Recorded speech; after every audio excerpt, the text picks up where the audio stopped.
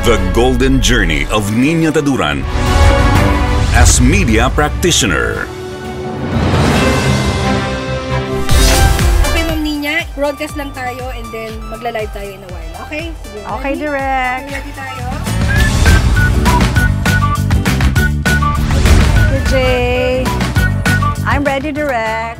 Ready na po. Ready for take? Ready, Direk. And 5, 4, 3, 2, and action!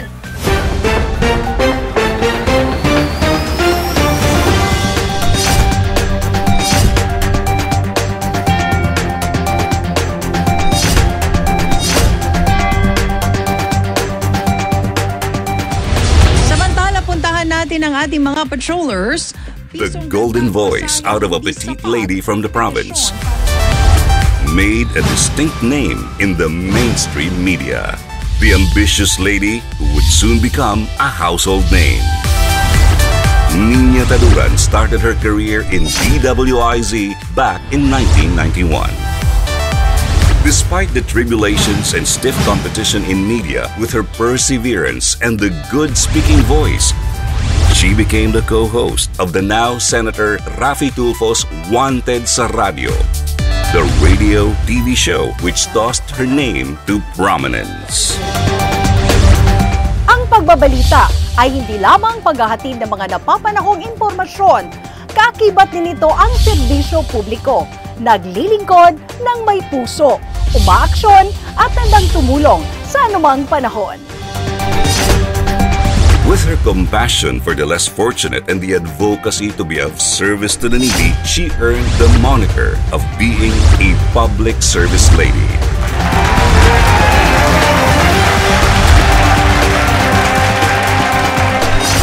Her various public service initiatives were given recognitions by different organizations, including Best Public Service Show Host of the annual Asian Star Awards, Lao ng Bayan Award of the Polytechnic University of the Philippines, Outstanding Personality in Public Service of the Gawad America Foundation,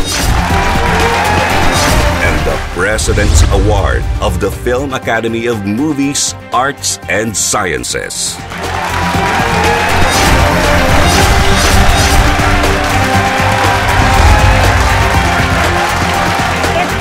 A lot of courage, determination, hard work, and perseverance to be at the top of the industry. Sinuong ko ang lahat ng pagsubok bago ko narating ang estado ko ngayon. This is not an overnight sensation. I worked hard and still improving my craft.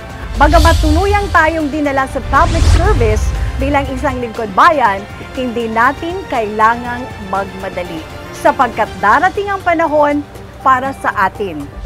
Love your craft, enhance it, and never stop learning.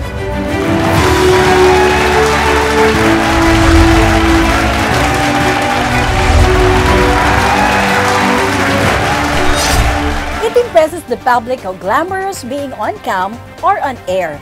But let me remind you, you don't simply read the message. You need to study them. Pinaghahandaan at inaaral ang mga sinasabi namin sa Himpapawid. Being a media practitioner is a gigantic task.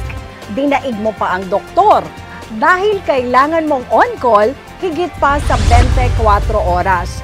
My entry to this industry is not a walk in the park. Pinagpawisan ko ito. Dedikasyon at pagmamahal sa iyong ginagawa ang ilan sa mga sangkap na dapat isaalang-alang. Lastly, patuloy tayong mangarap kahit pa sa tingin natin ay nakuha na natin ang inaasam nating break sa broadcast media.